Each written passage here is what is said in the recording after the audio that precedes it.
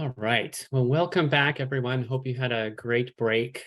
I know people are probably still filtering in, but we want to make sure we've got time to go through some really exciting presentations. In this, our third panel, which is a special focus on irrigated perimeters, that'll actually be mostly focusing on West Africa, really interesting kind of nexus of work forming. So let me just start us off. Anca Dumitrescu from 3IE is going to talk to us about using GIS data for impact evaluation to increase agricultural production for food security in Niger. Anca, do you want to go ahead?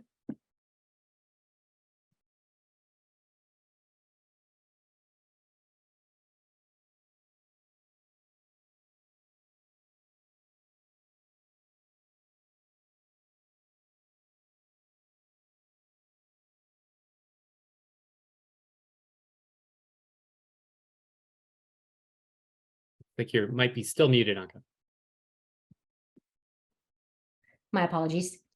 Hello, I'm Anca Dumitrescu. I'm a senior evaluation specialist at 3IE, and I'll be presenting our preliminary analysis on using geospatial data on a program to increase agricultural production in Niger.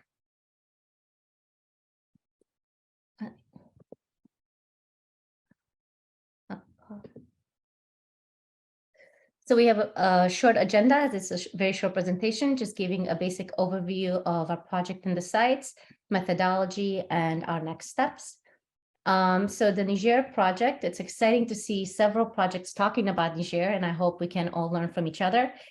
So I won't spend too long talking about the country itself, but as you can see, it's a very large country by surface area, but smack dab in the middle of the Sahara.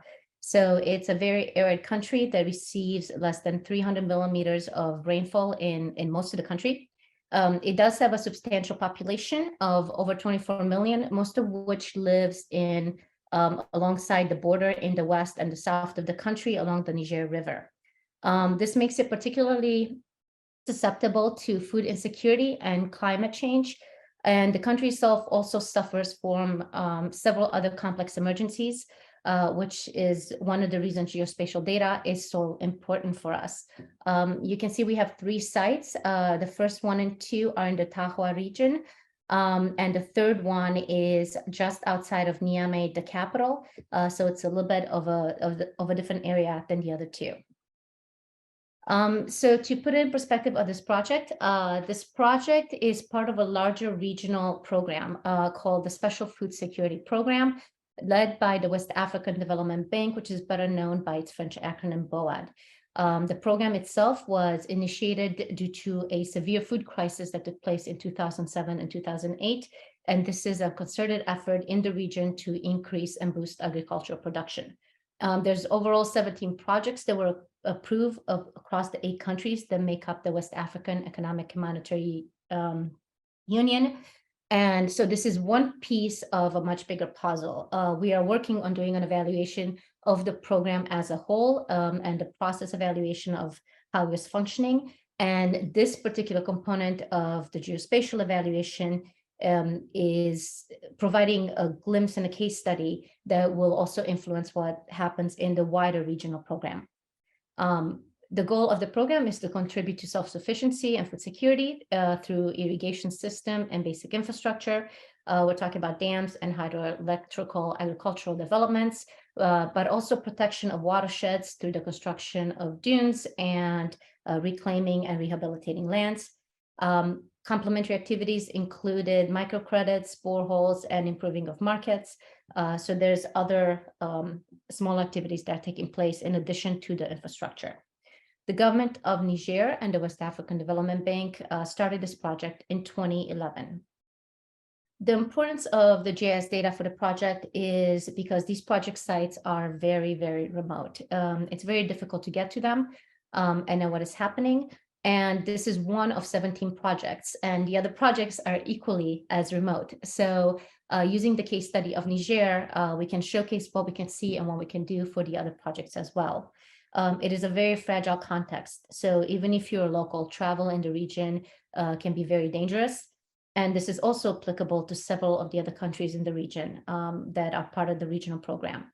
The potential to scale and replicate this approach to visualize what is happening in Mali and Burkina Faso and some of the other countries has big implications, and one of the big reasons that the BOAD is interested in what we're doing, and why some of the other regional governments also would like to see what they can do with this data. It also provides a valuable tool for future in the ability to monitor the implementation process and coordinate with the project teams. So we're looking at this as one step that will be conducted and worked through much closer with the local governments. The stakeholders include the governing bodies of the West African Development Bank, as well as the West Africa Economic and Monetary Union, the government of Niger, and the additional local governments who are wanting to see what we can do with this and how they can use it for their own needs. We started this project in 3 steps. Phase 1 included a data collection. We used a cell-based application to create the polygons around each intervention site and collect additional details regarding what was happening there. We also did a large ground truthing exercise. We are in touch with the project implementation teams, so we're able to talk to them about what happened, when, and where. We do have administrative data, but a lot of it is aggregated and very unclear on the details of what happened at each site. So the ground truthing exercise that we did was really important to make sure that we are looking at what we think we're looking and really understanding what we're doing on the ground. We are now in the phase 2 of the study, which is moving towards doing an impact evaluation and analyzing the remote data that we have. This is a preliminary analysis towards impact evaluation, looking at the irrigation perimeters, at the dunes, and the desertification process and effects, as well as the rehabilitated land. We are focused on production, so through greenery, water availability, siltation, and the fight against desertification. Our next phase, phase 3, will focus on a much more in-depth impact evaluation and really getting into causal factors, and also capacity building training with the BOAD on using geospatial evaluation and potential of creation of a dashboard to be able to monitor sites. So there's a much larger vision stemming from this case study. A quick time frame of activities. We have 2 important intervention points, so 2 interruption areas, one in 2014 and one in 2018. For all 3 sites, we started getting improved seeds, grasses on reclaimed lands, and seedlings, and development of dune fields that started in 2014 to protect the watershed as a whole, whereas the irrigation perimeter only started being used in 2018. At the time of data collection for our 3rd site, the irrigation perimeter was not yet in use. Obviously, that is one of the considerations. In terms of overview of the sites, our first site at Ibro Haman is our most northern site. You can see the different polygons of the interventions of the dunes, the actual agricultural perimeter in green, the water catchment area with the dam, and the rehabilitated lands. We're taking a view to start with as of the watershed as a whole, because all these activities are supposed to work together to protect the catchment areas and increase the water supply. And so we're starting off looking at the overall watershed and then delving deeper for each different component. Site 2 at Dogaraoa, better known as Wiramagaji, we have very similar setup. These 2 sites are about 200 kilometers away from each other, so not next to each other, but they are very similar in nature. So it's interesting to see the trends across the 2 sites. Our 3rd site over here, which is just outside of Niamey, we zoomed out for this one because it is a much more verdant environment. You can see that it's on the Niger River, which is a major body of water. And while the interventions of the dunes and rehabilitated lands are done, the irrigation is not yet in place. And you can see it's in quite close proximity to Niamey.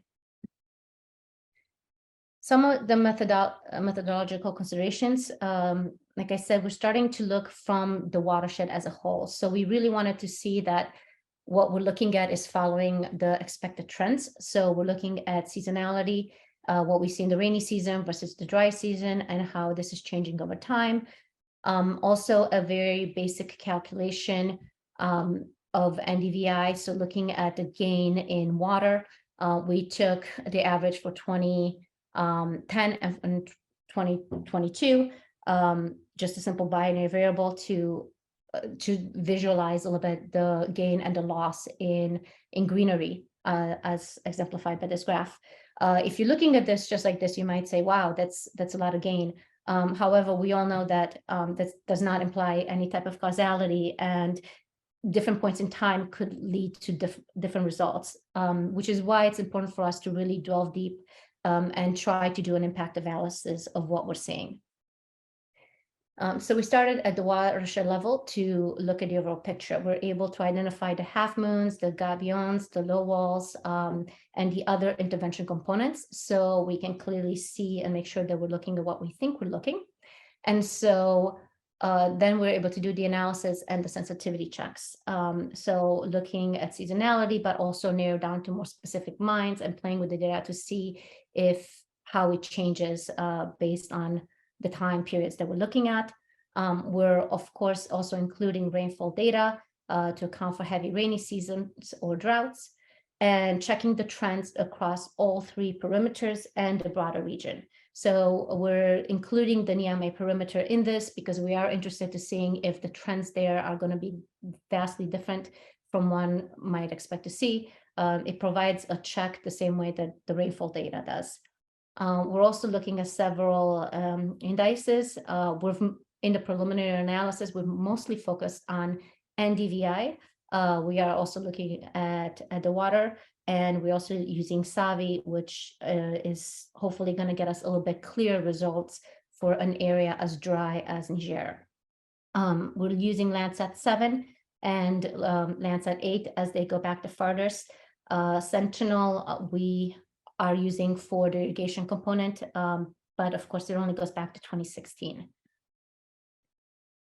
So some of the analysis that we've done, just very quick graphs of the plots of the actual data, along with our two interruption points that we have over here. As you can see, even the rainfall, it's not a great quantity that we're talking about. So even increases tend to be small. This doesn't really tell us very much about what we're looking at. So we did a fitted line to see how the trends are moving along. It's encouraging for us to see that we do note increases. We do note a decrease in our second site, but when you look at it without 2022, we see a little more of what we would hopefully like to see in increases. 2022 was a severe drought year, so it's making our results be less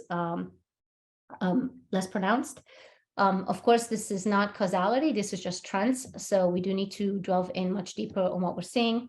We're looking at it with the waterfall data and checking to control with the waterfall that they follow similar patterns. And we're also looking at the seasonality, looking at the rainy season versus dry season impacts. This intervention primarily focused on increasing production during the rainy season. So we see a much greater increase then, which is what we would like to see. And again, looking at it in cultivation periods and checking how those results and the trends hold up. So some of the lessons learned thus far is that we do see an increase in vegetation as measured through NDVI. It's particularly pronounced following the irrigation perimeter and the rehabilitation in 2018. That's very encouraging. And so now we can look back at a much in-depth analysis and try to assign causality. We're considering, of course, seasonality and changes in rainfall and really trying to understand climatic events that could change our results. And of course, which data points you pick matter greatly in changing the outcomes and what you're seeing. We are looking at various indicators, NDVI, SAVI, and NDWI. And of course, we need to account for gaps in data because while Landsat 7 goes back far enough that we're able to see it, there are several times when there's missing data points. So we have to be careful about how we interpret those. And so basically, while the data is easy and efficient to collect, the ground truthing exercise is really crucial for quality control. And we really want to understand how the NDVI that we're looking at correlates to the production that we're expected to see. Our stakeholders really want to understand that if we're using the geosatellite data, what are production predicaments that they can make in the future. So it's very important to stay in contact also with the teams on the ground because the administrative data is not always very clear. We're keeping an eye out, of course, also on measurement errors, such as geographic differences that can affect our accuracy. In the next steps, we're looking at the intervention level analysis, so checking at each site individually. So we're going to also do image classification for geographic discontinuity analysis, and delving more in depth in the other indices, particularly in Savi and in Savi for the arid regions of Niger. In terms of intervention design for the impact evaluation, we are looking at using an interrupted time series design, and we are now also checking for possible control groups. So we're looking for comparison sites and also considering the possibility of a synthetic control. And we're going to try to do geographic regression discontinuity for the dunes and the rehabilitated lands. We have proposed trainings with the West African Development Bank, the BOAD, on using geospatial data, how they can use this to supervise programs for their M&E work, and then for an actual impact evaluation at the end, so the systems to do so efficiently. And so we really look forward to working with them more on that as well. So that is the presentation. Thank you very much. And I'm going to stop sharing my screen. Thanks so much, Anka. That was really interesting. Looks like we have one question in the chat, and then please do feel free to populate the chat with follow-up questions as well. Sorry, what is the question? Okay. Sorry, yeah, let me go ahead and read it. I think, no worries, Nicole, I'll take it. Emil asks whether it looks like you use Google Earth Engine for some of the slides, whether you carry this work out in Google Earth Engine or using other software. So we used Google Earth primarily. I should also mention we are working with New Light Technologies on this. So the data and the geospatial data is all coming from them, and we're working very closely with them on that. These graphs are primarily from Google Earth Engine. Great, thanks. Yeah, and I was going to ask about the team structure, since that's something we're seeing across many of these. Is what does the kind of disciplinary backgrounds and different roles and responsibilities and partnership arrangements for this particular evaluation look like? Sure, absolutely. So I oversee our West Africa program and our work. So I've been working for a very long time with the West African Development Bank. We had this process evaluation and decided to start using geospatial data because of the remoteness of the projects and the fragility in the region and difficulty in really assessing these sites. And so it has been a very good learning experience for me and for those of my team. I work with data scientists and an additional evaluation specialist at 3IE, who are really the brains behind doing the analysis and will be running the ITS analysis. And we work very closely with New Light Technology that is collecting the geospatial data. They worked with us on collecting the polygons and creating all of this information. And so that's basically the composite of our team. Yeah, thanks for that. Just in the interest of time, any last questions for Anka? Looks like Kendra asks, what's the general size of the half moon areas that you're picking up? Oh, I don't know that offhand, but definitely reach out to me and I can try to get you that information. Thanks. Yeah, I know that obviously with some of the work that she and others are carrying out, thinking about whether it's tens of half moons or hundreds or thousands makes a big difference for the spatial resolution. And it looks like Kunwar asks that how did you accommodate the geographic and topographic variability and heterogeneity in the study, given that as you mentioned, you've got very different regions? Yes, so site 1 and 2 are fairly similar. It's also important to note Niger it's fairly flat. We are looking now much closer at the topography, particularly because for the geographic discontinuity.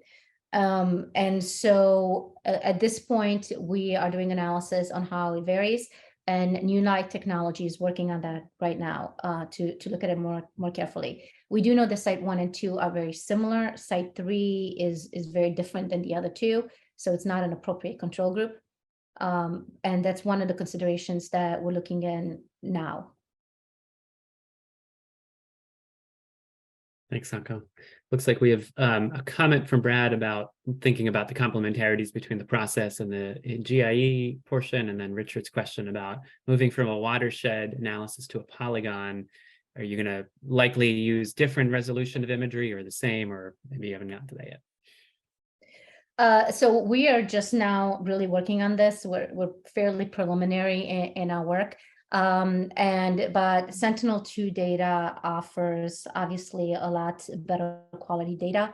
Unfortunately, it doesn't go back as far as we would additionally like. That conversation would be a little bit better for New Light Technology in terms of what we're doing than for me, unfortunately. But we are looking at it through the different indices as well as the different options for satellite data to see how we change and what we can tell from each one. And Brad, I'd be happy to talk to you more about the complementary process. Great. Thanks so much. Thanks again, Anka. Okay, well, let's turn to another project in Niger. Anthony D'Agostino from Mathematica will talk to us about satellites and sampling. Take it away, Anthony.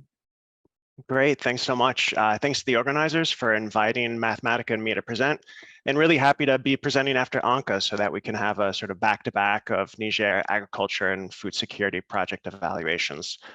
So what I'm going to be presenting today is a slightly different flavor than what a lot of the previous presentations have been on, where already there's an RCT in place and it's trying to understand how remote sensing can support that.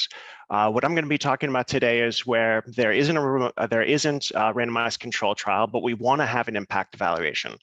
And so I want to leave you with sort of the top line message. So I want to start with my key takeaways, which is that remote sensing can facilitate the creation of an impact evaluation. So the motivation that we have at Mathematica for this Niger project, the context that I'll describe in a couple of slides, is that project implementation may be executed in a way that makes conducting an impact evaluation either difficult or impossible. But at the same time, we think that the research questions that are core to this evaluation are important. So if you were to proceed with a counterfactual free analysis, that's a disservice both to your clients, the beneficiaries, as well as the research community writ large. So the approach that I'm going to describe in this presentation is the use of satellite data to shortlist potential comparison areas, both individual plots as households, for an irrigation system evaluation that we're conducting in Niger, and maximize the likelihood of being able to actually execute an impact evaluation using a matched comparison group framework. So the outcome that we've been able to achieve so far is that we've constructed well-balanced analysis samples from our baseline survey data for both plots and households. And this is laying the foundation for what we think is a credible impact evaluation, which is a step up beyond a simple performance evaluation, which doesn't assign sort of a causal explanation to any outcomes that are observed within our treatment population. So let me get into the context. So again, the focus is Niger. This is an evaluation that we are conducting for the Millennium Challenge Corporation and their irrigation and market access project, IMAP, which is taking place in Niger. So this is a $250 million project that consists of irrigation, farmer training, subsidy reform and fertilizer markets, and a host of other interventions that are affecting food security and household incomes. Mathematica was contracted as the independent evaluator of this. The project is taking place in two separate perimeter areas as shown in the map on the right. So we have the Coney perimeter, which is a large-scale reservoir-fed irrigation scheme, which encompasses about 2,500 hectares. And then a separate location, which is further in the south in the Doso Gaya departments, which consists of the creation of small-scale irrigation systems. And at the time that we began our baseline data collection, the target was for reaching about 640 hectares of plots. Now, this particular evaluation is large. It's a mixed methods evaluation that contains about 42 research questions that really cover a range of dimensions. So some which are going to be detectable and measurable from satellites, like taking a look at yields and crop types. And then there's other aspects where we're going to need in-person data collection in order to answer those questions, such as total household income, perceptions of land security, and women's empowerment as a result of participating in the program. So some key findings, just to kind of underscore the context that we're working with based on baseline data that we collected for our treatment households. So this is an area where these are smallholders, where the households have average land holdings of about 1.5 hectares in total. In the dry season, only 11% of surveyed farmers are cultivating. So this is the key rationale for the creation of this small-scale irrigation program, where otherwise these households are reliant on income from only a single season, from the rainy season, and now they'd be able to complement that with earnings in the dry season as well. In the rainy season, farmers are engaged in intercropping for a large percentage of plots. And this is also a very food insecure area. So in the month prior to when we contacted them in the household survey, about a quarter of households had indicated that they'd been experiencing food inadequacy. Average household income is about $1,200, which seems relatively high, but not when taken in the context of an average household size of about 9.5 people. So I want to describe what the path is for us for bringing in remote sensing to identify the opportunities for an impact evaluation. We start with this dilemma. So the donor has a project, and project implementers go and start collecting data on potential beneficiaries, but they're only collecting data on those beneficiaries, not on non-participants who could potentially provide, comparison units to form a comparison group.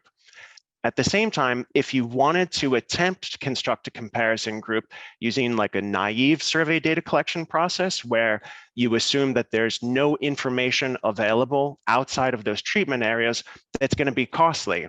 You'd be sending field teams to many villages, conducting a lot of oversampling in the hopes that you might find individuals and plots that have similar characteristics as your treatment household, because we've already pre-selected who the beneficiaries. This is not an RCT land where we're randomly assigning beneficiaries. So we need to find comparison units who look like those treatment units in order to be able to proceed with an IE. So the proposed solution that we have is using satellite-derived features to shortlist comparison group candidates using relevant proxies that are appropriate for an agriculture intervention even before a single enumerator touches the ground. So some of those features that we're using are some of the indices that folks have described in earlier presentations, like the seasonal maximum NDVI or GCVI using Sentinel-2. Or if we're looking at longer term dynamics, we can estimate the harmonic regression coefficients of a vegetation index series over multiple years to understand some phenological dynamics of changing crop types or changes in productivity that we wouldn't capture from an individual season alone. Because the focus here is on providing irrigation to farmers that don't have it, access to groundwater is also extremely important. This is one of the key sustainability concerns about the project, and making sure that there's not going to be sort of access to irrigation for a limited period of time, and then over extraction that leads to bore wells not being able to result in irrigation during the dry season. So we have a range of different features that we're grabbing from multiple sources, from NASA, so slope and elevation, precipitation. All this information is available even before any enumerator is sent out to the field to potentially identify who is a suitable and incomparable comparison group household. So I want to describe what that process looks like from our particular workflow. So first, we take all that satellite data to identify pieces of land that have spectral characteristics that approximate those that are available and found in our treatment locations. So these are the places that have the highest likelihood of potentially being comparable to our treatment units. So what this looks like in practice is that we have the locations of where the small scale irrigation systems are going to be constructed. That's all these points located here in red in this location called the Basse Terrasse. This is the lower terrace, which is sitting just north of the Niger River. So one of the data sources that we had access to was a LiDAR-based product of groundwater availability. So we can bring in this data right from the start and visualize what are the areas across all of Niger, and particularly those areas that are going to be closest to our treatment sites, because we believe that distance matters and locations that are closer to one another are more likely to be similar to one another, to identify, first off, what are the places that have no groundwater, that is available within a 75-meter depth to well, and to mask out those locations and say, those are not going to be potential comparison units because they don't have similar hydrogeological conditions as our treatment units. So we can see at the bottom of this figure in a very light shade of green that the project area is one which is rich in groundwater based on this LiDAR RGB image. So essentially anything here that appears in yellow, blue, or red is a location that has groundwater access within 75 meters of the surface. So now if we wanted to only focus on places that have comparable hydrogeological conditions, we can select on just those particular locations. And so our ultimate set of comparison units is drawing from this sample. So this process of identifying who has similar characteristics as our treatment location can be applied to our sentinel data, the evapotranspiration data, elevation and slope, essentially taking this process for groundwater and replicating it multiple times for all the satellite features that are available. So now in a framework in which you've identified across that vector of different data inputs, those that look most similar to your treatment locations, you can start developing a field collection process to actually go out into the field and verify whether or not the household level characteristics match those of your treatment areas. But at the same time, there needs to be some efficiency issues here. We can't just identify sort of willy-nilly the locations that have the greatest comparability without keeping in mind that there are data collection costs. So there's a clustered approach that we pursued of focusing on just a couple of different blocks that across all of those satellite features had high comparability, but still are concentrated in relatively small geographic pockets. So this led us to identify the Sambera and Yelu comparison areas. They have similar attractive properties like being close to an international border, which we think is important for some of the subsidy reform aspects of the project. They had similar groundwater profiles, and across all of the satellite features that were available, they had similar propensity score values as those locations in the treatment area. So this is the first stage of identifying what are the land-based features that are sort of comparable to the parcels that are going to be receiving treatment in our Basse Terrasse in the intervention area. The second phase is then going to field a survey instrument to verify whether or not across a set of outcomes that are not detectable from satellites, do households have similar characteristics as those in the treatment household. So what we had done is we commissioned a software development firm to put together an Android-based app. It was a cell phone-based technology where our enumerators went out to identify those cultivators who were responsible for cultivating the plots that we had identified in that first stage. conduct a relatively brief listing exercise to get information about their household, sources of livelihood, land holdings, other sources of income, and then this to feed into a process of identifying whether or not they would be eligible for completing a full household survey. So at the end, after we had identified a group of households in those comparison areas, and they completed a complete baseline survey, we're able to take a look at whether or not, in fact, across a set of characteristics that we think are important for treatment assignment, is there indeed a high degree of comparability. So we're using a propensity score based approach to taking a look at if we're able to achieve. I'm very sorry. I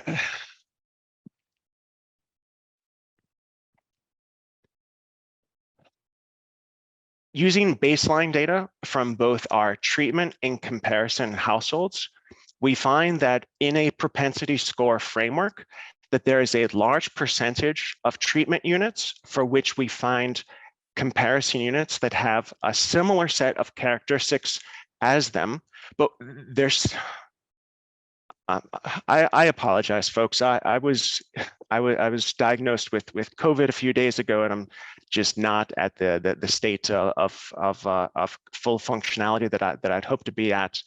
So let me just gather my thoughts here.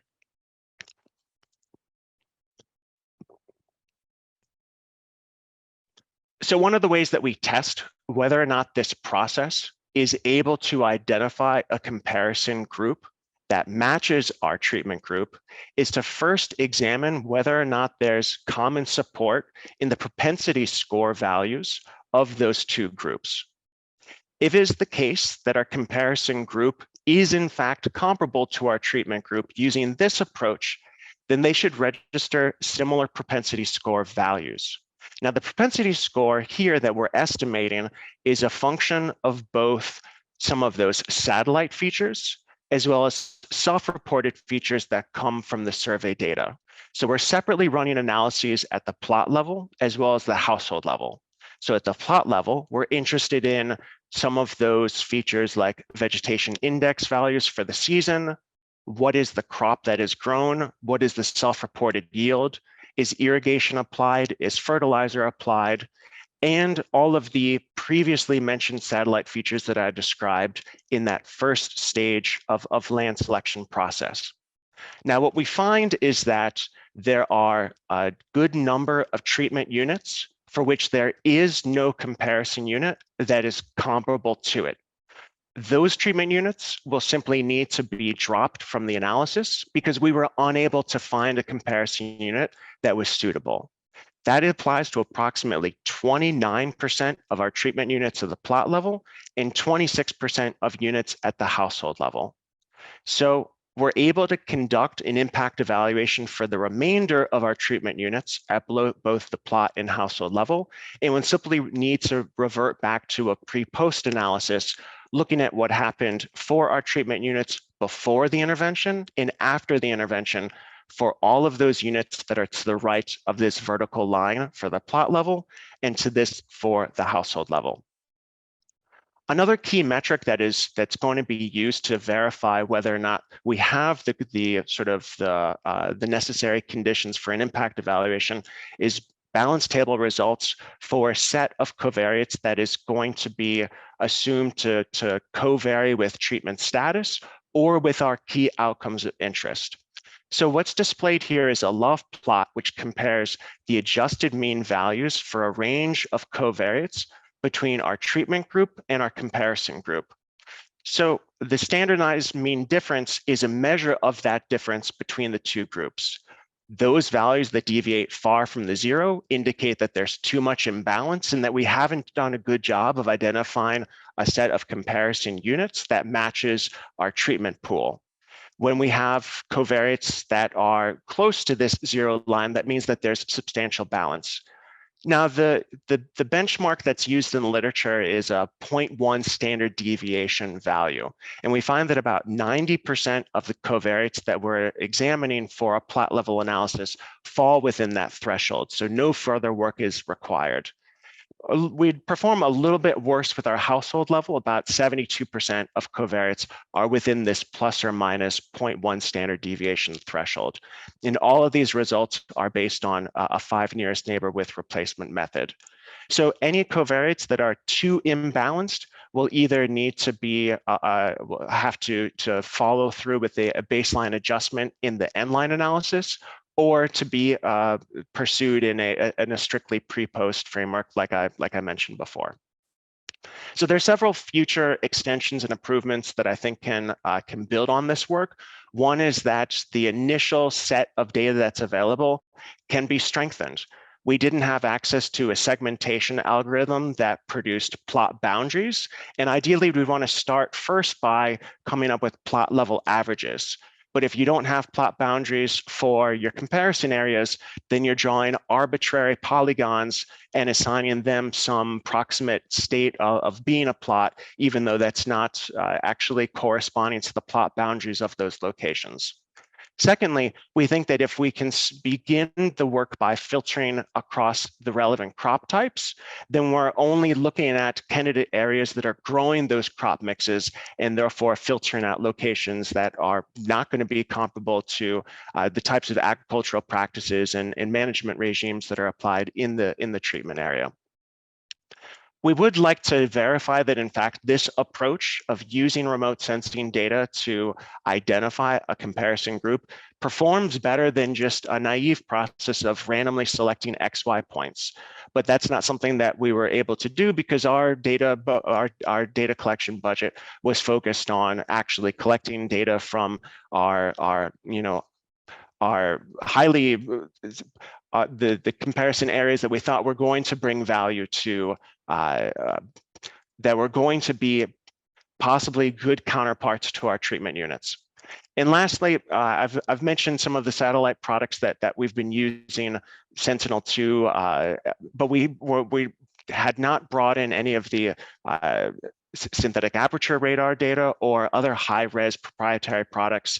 And we think that there is a cadence resolution trade-off between the two, that your high resolution products, aside from PlanetScope, which people have discussed in previous presentations, tends to be the case that they are available less frequently. So we're not able to leverage a time series aspect in the same way that the 7-day repeat for Sentinel-2 offers. So those are just a few ideas of where this work can be extended, and I think some possible improvements beyond the approach that we have pursued in this Niger evaluation. So I want to thank you for your time, and I apologize. I'm not at my finest state right now, and I appreciate your patience and forbearance. Yeah, thanks so much, Anthony. And my goodness, if that is you at not your finest, that makes me look really bad, because that's dramatically better than me and mine. Okay, guys, we have just a couple of questions, maybe two, before we move on to the next talk. And Anthony did provide his email for further comments as well. So I see Kumar's question about LiDAR. So LiDAR, this was a data product that was created by RTI Exploration based out of Colorado. This was a separate contracted data creation process that MCC oversaw before Mathematica was brought into the evaluation. So I can't give you the specifics of how that was conducted. I would be able to link you to a couple of sites that explain that product, but not necessarily how they had conducted it in the field.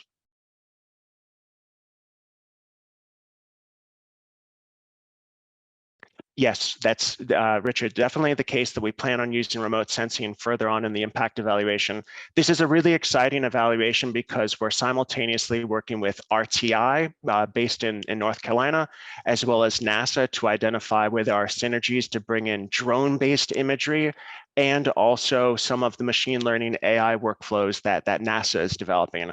So we plan on using remote sensing for the remainder of this evaluation contract, which is about 4 or 5 years, for the purpose of estimating yields as well as crop type, and potentially even irrigation detection and agricultural management practices. So there's a couple of interventions that are part of the project that I didn't get into that might have a spectral signature that could get picked up using remote sensing techniques, but we're still focused on just making sure that we have the analysis sample from our main evaluation before we're able to make progress on taking a look at those value add pieces that haven't necessarily been core to our contract. All right. Well, thank you so much, Anthony. Let's go ahead and move on to the next presentation. So Seth Goodman from our A-Data lab here at William & Mary is going to present a actually very similar project in many respects to the ones we've just seen. Now just moving over to Mali for a historic look at some irrigation work. Go ahead, Seth. Thanks, Ariel. I'm Seth Goodman, a research scientist and data engineer at A-Data. Today I'm going to be sharing how we implemented this geospatial impact evaluation that was a collaboration between our team at A-Data and our great partners over at DVAL. So this evaluation explored the impacts of small-scale irrigation projects implemented in northern Mali on a number of different outcomes tied to climate resilience, including crop productivity, health, and conflict.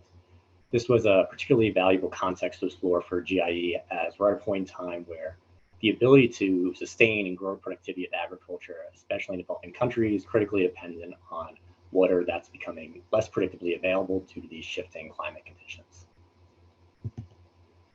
Now, for decades, we've seen that large-scale irrigation can be a meaningful way to support agriculture in areas which have struggled to naturally provide sufficient water for crop production. But these large-scale irrigation interventions require time, lots of investment, and still often do not reach the rural areas most critically in need.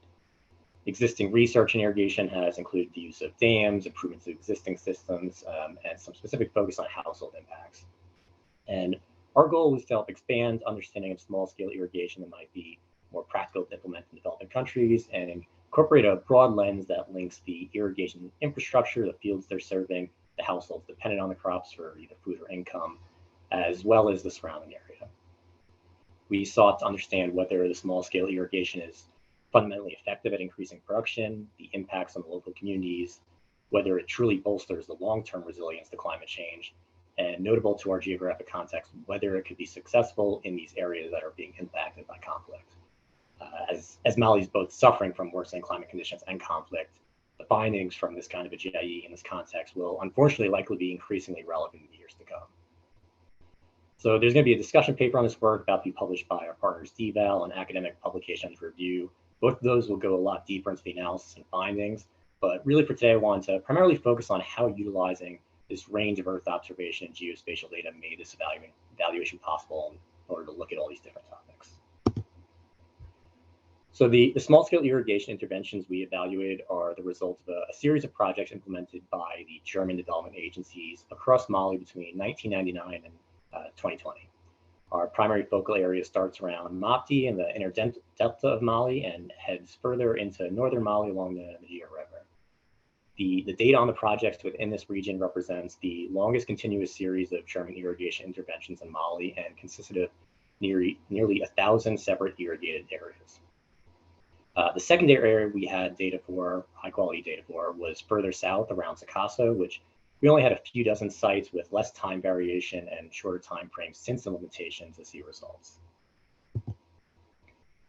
So you can start to see the sense of the scale of these interventions in northern Mali. Zooming in to just this single bend of the river, you can see the density of these projects and the quality of the boundaries we had. While we did have some great project data for this evaluation, there's always data cleaning and preparation work to be done. And I didn't want to cover everything, but I wanted to at least provide one example of what was involved in making the best of the data we do have. So this was an example of data for the Sakasso region that was a challenge because while there were precise records, they were only actually available as image in pure PDF files, so not geo-referenced in any way. So we utilized the free GIS platform QGIS to geo-reference these images by identifying ground control points visible in both the PDFs and existing standard geo-reference satellite imagery. Once it was geo-referenced, we could manually trace the boundaries of the irrigated areas in the image to create polygons and features which we could have be compatible with the other geospatial data for the project and then could be used in the analysis. So the next step was to compile all the imagery and other geospatial data we would want to be using in our models. For many of the models we will be implementing for the evaluation, we're utilizing climate variables, including temperature and precipitation, to control for conditions that may impact crop growth beyond the intervention itself. AData maintains a repository of data with this type of climate data and terabytes of other satellite imagery geospatial data for our use in these GIEs. In addition to the temperature precipitation, we often include nighttime lights, population, land cover, pollution, a lot of other metrics. And I mention all this just in case after all the sessions today, you're wondering how you're going to manage a lot of this Earth observation data for potentially your own work. The good news is we made a tool that makes all our data available for anyone in the analysis-ready format. Get it through a site called GeoQuery, free to use. If the boundary or data you need isn't in there, get in touch with us and we can usually get it added and help you guys out. So we ran all this data for these boundaries through GeoQuery, extracted monthly temperature precipitation data we needed. And then for our first piece of analysis, we're using satellite-based metrics related to crop production, and we leveraged Landsat imagery access via Google Earth Engine. This was 30-meter resolution. It's available from 1986 through the present. Our outcomes were NDVI for crop productivity and greenness, and NDWI for water availability, soil moisture. And these were means over the entire growing season, so not just the peak of the season. We utilized a quasi-experimental design for the analysis that leveraged the staggered rollout of the interventions over this 20-year period. The underlying model was a two-way fixed effect that adjusts for the polygon-specific means of NDVI and the year-season-specific means. So this accounts for the fact that some sites are just more productive, some seasons are better than other, and allows us to focus in on what happens within a polygon after the introduction of irrigation. Model also accounts for the time variation bias by including only polygons in the comparison at each point in time that have not yet been treated at that point in time. So at a glance at the results here, you can see the pre-trend was very stable, and after the irrigation interventions, we see not just a brief increase in treatment productivity of NDVI, but a significant and sustained improvement over the years. And we saw similar increases for NDWI measuring soil moisture. I think there was a little bit less pronounced. So this was an area just to visualize what was going on that underwent several irrigation interventions, and you can see the improvements in the fields over time. This was over a 4-year period here, and this was made using Landsat 8 imagery accessed through Planet, using their time-lapse and Planet Stories features, which are really fun and easy to use if you haven't played around with them before. We also explored the impact of upstream irrigation and potentially negative spillover effects downstream. We used the spatial relationships between the sites and the river to count the number of sites upstream from each location, and incorporated this count into a similar model as the one used earlier. And the results of this model indicated that there was really minimal drop-off in impacts for areas that were further downstream. In addition to the direct agricultural impacts of the irrigation, we were also interested in exploring how these interventions affected nearby households. Given that this was both a long-term retrospective and in a conflict region, conducting our own surveys just wouldn't have been feasible. So we leveraged several existing rounds of household surveys in Mali from DHS and LSNS to look at child nutrition and some other health variables. Effectively utilizing this survey data was a bit difficult for a few reasons.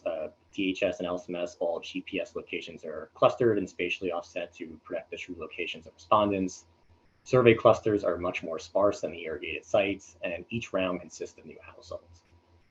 To overcome this, we designed a similar two-way fixed effect model based on the aggregate survey data at standardized distance bands around each of the irrigated sites across the rounds of the surveys. And we incorporated fixed effects for each survey round, each polygon, and the band distance. So even though the survey clusters were more sparse in the irrigated sites, the use of bands ultimately enabled us to still produce a meaningful set of samples that we could use in our models. The results showed signs of improvement in the two nearest distance bands, and there were some negative impacts of the furthest bands, but it's important to realize that this band also represented the smallest share of the sample of surveys. So despite the fact that we couldn't implement our own surveys, we're working with existing surveys that were less than perfect for our application and evaluation, we were still able to produce some meaningful insights. Given the ongoing conflict in Mali and the potential for significantly impacting development activity in the region, we sought to explore the relationship between conflict events and irrigation interventions. For this, we utilized the Armed Conflict Location Event Dataset, which contains location of conflict events around the world and has events from Mali from, I think, 1997 to the present. The dataset covers a broad set of different types of conflict events, including battles, violence against civilians, explosions, riots, and protests. We further categorized these events based off of the groups involved, the actors, and whether they were state or non-state-based actors involved in each conflict event. In total, there were 324 events in the region over the project timeframe, which we aggregated to distance bands around irrigation sites, similar to the health models, but just slightly different distance bands. We utilized the conflict events group by the year polygon band in a two-way fixed effect similar to that we used for the household surveys and health data, but we had a fuller time series for the conflict data that was just more available. The findings for this indicated that there was not a net decrease in conflict, but it did seem to be decreasing around the irrigation sites and shifting a bit further away. We also want to explore the potential of broader ecological impacts. To do this, we utilized some higher resolution imagery, including 3-meter resolution PlanetScope, sub-meter resolution imagery from a few other sources that we got through Google Earth Pro. And we didn't look at the full set of irrigation sites. We selected a subset of clusters to perform this visual analysis on.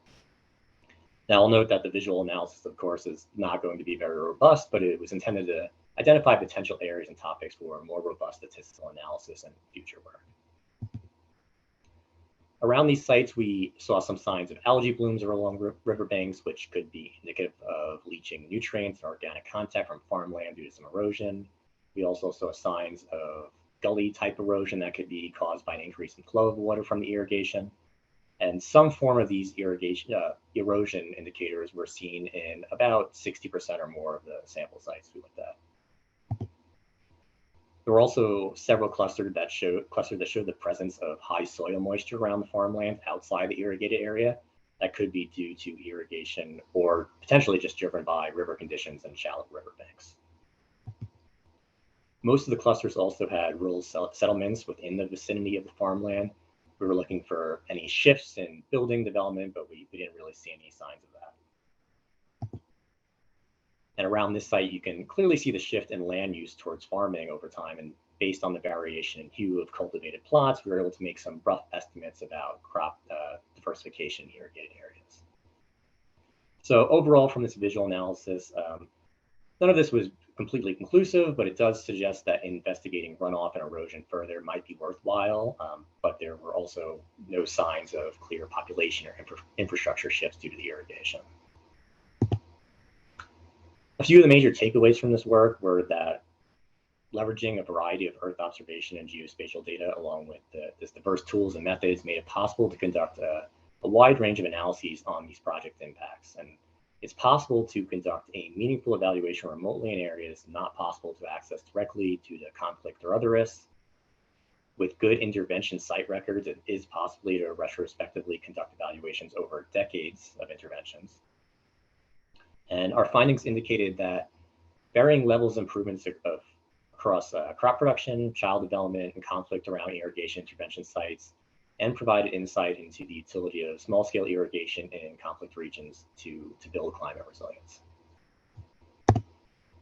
Thank you, and I've got these slides online if anyone wants to take a look at them later.